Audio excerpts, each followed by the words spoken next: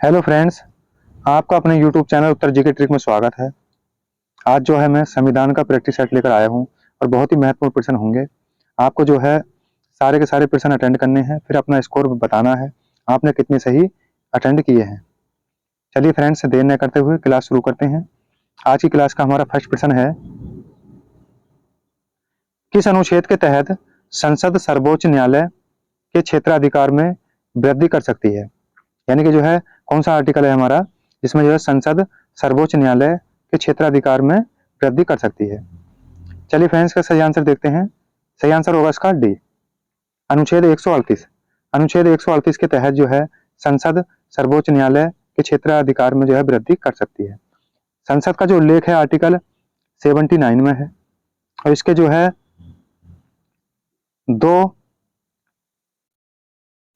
दो सदन हैं और इसके 3 अंग हैं। संसद के जो है 3 अंग होते हैं और 2 सदन होते हैं, लोकसभा राज्यसभा, और अंग में जो है राष्ट्रपति इसमें शामिल है। चलिए फ्रेंड्स, नेक्स्ट प्रश्न देखते हैं। नेक्स्ट प्रश्न आता है हमारा, मनुष्य स्वतंत्र जन्म लेता है किंतु वह सर्वत्र बंधनों में जकड़ा रहता है, यह कथन है। यानी कि यह कथन किसका है? मनुष्य स्वतंत्र जन्म लेता है किंतु वह सर्वत्र बंधनों में जकड़ा रहता है, यह कथन किसका है? चलिए फ्रेंड्स, का सही आंसर देखते हैं।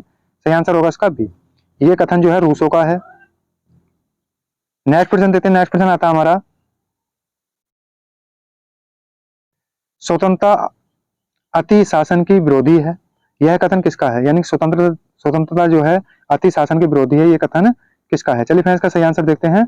सही आंसर होगा इसका बी, सीले, ये कथन जो है सीले का है। नेक्स्ट प्रश्न देखते हैं। नेक्स्ट प्रश्न आता है हमारा, बिना प्रतिनिधित्व के कर नहीं, यह नारा इंगित करता है। यानी कि बिना प्रतिनिधित्व के कर नहीं, यह नारा किसको इंगित करता है? चलिए फ्रेंड्स, का सही आंसर देखते हैं। सही आंसर होगा इसका बी, राजनीतिक स्वतंत्रता को। राजनीतिक स्वतंत्रता को ये इंगित करता है। नेक्स्ट प्रश्न देखते हैं। नेक्स्ट प्रश्न आता है हमारा, डायट किस देश की संसद का नाम है? यानी डायट जो है ये किस देश की संसद है? चलिए फ्रेंड, इसका सही आंसर देखते हैं। सही आंसर होगा इसका डी, जापान। जापान की ये संसद है। नेक्स्ट प्रश्न देखते हैं। नेक्स्ट प्रश्न आता है हमारा, भारतीय संविधान में डोमिनियन स्टेट्स का निर्माण किसने किया था? किसके द्वारा किया गया? चलिए फ्रेंड्स, का सही आंसर देखते हैं। सही आंसर होगा इसका बी, नेहरू रिपोर्ट। और नेहरू रिपोर्ट जो प्रकाशित की गई थी 1928 में, ये प्रकाशित की गई थी 1928 में प्रकाशित की गई थी। यहां से ये भी याद रखना है। साइमन कमीशन जो भारत आया था, साइमन कमीशन तो 1928 में भारत आया और इसका निर्माण जो गठन जो किया गया था 1927 में इसका गठन किया गया था। नेहरू रिपोर्ट 1928-29 में प्रकाशित हुई थी। चलिए फ्रेंड्स, नेक्स्ट प्रश्न देते हैं। नेक्स्ट प्रश्न आता है हमारा, भारत के संविधान की व्याख्या करने के लिए अंतिम प्राधिकरण कौन सा है? यानी भारत के संविधान की व्याख्या करने के लिए अंतिम प्राधिकरण कौन सा है? चलिए फ्रेंड्स, का सही आंसर देखते हैं। सही आंसर होगा इसका सी, सुप्रीम कोर्ट। सुप्रीम कोर्ट जो है भारत के संविधान की व्याख्या करने के लिए अंतिम प्राधिकरण है। यहां से ये भी याद रखना है। नेक्स्ट प्रश्न देखते हैं। नेक्स्ट प्रश्न आता है हमारा, अंतर्राष्ट्रीय न्यायालय के न्यायाधीशों का कार्यकाल कितना होता है? यानी कि अंतर्राष्ट्रीय न्यायालय के न्यायाधीशों का जो कार्यकाल है ये कितने वर्ष होता है? चलिए फ्रेंड्स, का सही आंसर देखते हैं। सही आंसर होगा इसका सी, 9 वर्ष इनका कार्यकाल होता है। अंतर्राष्ट्रीय न्यायालय का जो मुख्यालय है वो द हेग में। कहां पर है? The Hague. यहां से ये भी याद रखना है, नीदरलैंड। नेक्स्ट प्रश्न देखते हैं। नेक्स्ट प्रश्न आता है हमारा, कौन केंद्र सरकार की अध्यक्षता करता है? यानी कौन जो है केंद्र सरकार की अध्यक्षता करता है? चलिए फ्रेंड्स, का सही आंसर देखते हैं। सही आंसर होगा इसका डी, प्रधानमंत्री। और प्रधानमंत्री बनने के लिए न्यूनतम आयु 25 वर्ष होनी चाहिए। यहाँ से ये भी याद रखना। उपराष्ट्रपति बनने के लिए 35 वर्ष और राष्ट्रपति बनने के लिए 35 वर्ष आयु होनी चाहिए। कार्यकाल इनका जो है 5 वर्ष का है और राष्ट्रपति का कार्यकाल भी 5 वर्ष का ही होता है। उपराष्ट्रपति का कार्यकाल भी 5 वर्ष का ही होता है। चलिए फ्रेंड्स, नेक्स्ट प्रश्न देते हैं। नेक्स्ट प्रश्न आता है हमारा, रिक्स डॉग किस देश की संसद का नाम है? यानी कि रिक्स डॉग जो है किस देश की संसद है? चलिए फ्रेंड्स, का सही आंसर देखते हैं। सही आंसर होगा इसका बी, स्वीडन। स्वीडन की राजधानी जो है स्टॉकहोम है। स्टॉकहोम, यहां से ये भी याद रखना है। यहां पर जो है आपको पता होगा नोबेल पुरस्कार प्रदान किए जाते हैं? नोबेल पुरस्कार कहाँ दिए जाते हैं? स्टॉकहोम। यहाँ से ये भी याद रखना है। नेक्स्ट क्वेश्चन देखते हैं। नेक्स्ट क्वेश्चन आता है हमारा, संविधान के भाग 4 का अनुच्छेद 43 बी किससे संबंधित है? यानी संविधान के जो भाग 4 में आर्टिकल है हमारा 43 बी, ये किससे संबंधित है? चलिए फ्रेंड्स, इसका सही आंसर देखते हैं। सही आंसर होगा इसका बी, सहकारी समितियां, सहकारी समितियों से ये संबंधित है। ग्राम पंचायत जो है आर्टिकल 40 है, यहाँ से ये भी याद रखना। नेक्स्ट क्वेश्चन देखते हैं। नेक्स्ट क्वेश्चन आता है हमारा, विधानसभा द्वारा बनाए गए विधेयक को क्या कहा जाता है? यानी कि विधानसभा जो है इसके द्वारा बनाए गए विधेयक को क्या कहा जाता है? चलिए फ्रेंड्स, का सही आंसर देखते हैं। सही आंसर होगा इसका बी, वैधानिक कानून। वैधानिक कानून कहा जाता है। नेक्स्ट क्वेश्चन देखते हैं। नेक्स्ट क्वेश्चन आता है हमारा,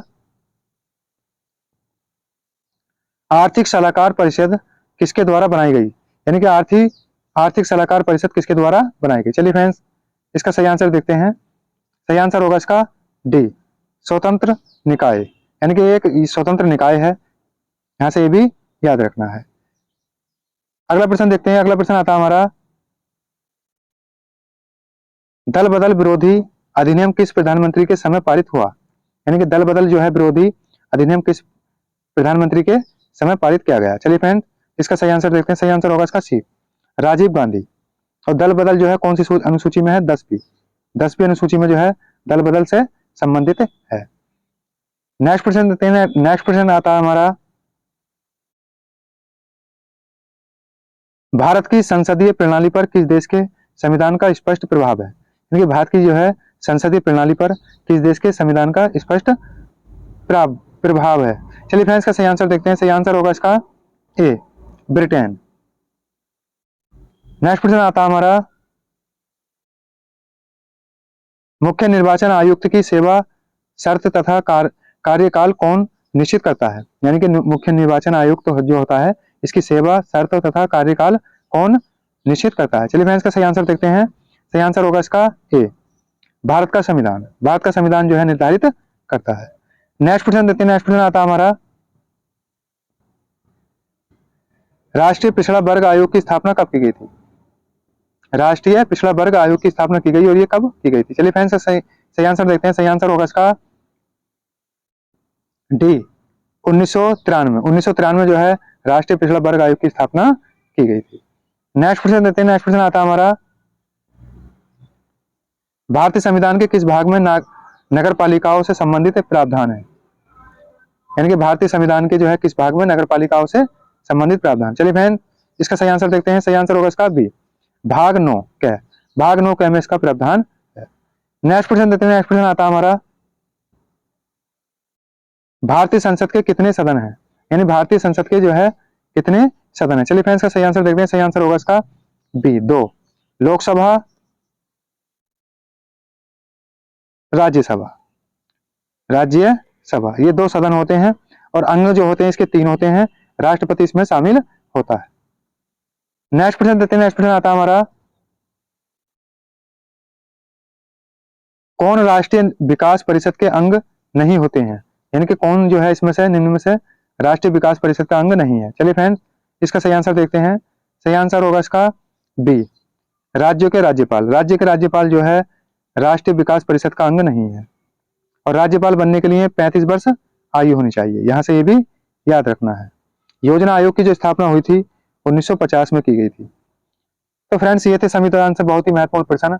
आगामी परीक्षा को देखते हुए कैसी लगी वीडियो?